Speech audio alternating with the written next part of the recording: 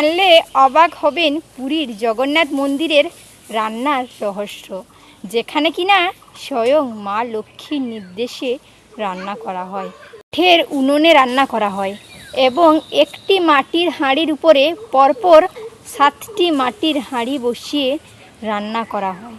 এবং সবচেয়ে আশ্চর্যের ব্যাপার এই যে সবচেয়ে উপরের হাঁড়ির অন্ন সবার প্রথমে প্রস্তুত হয় এবং নিচের হাঁড়িটির সবার লাস্টে।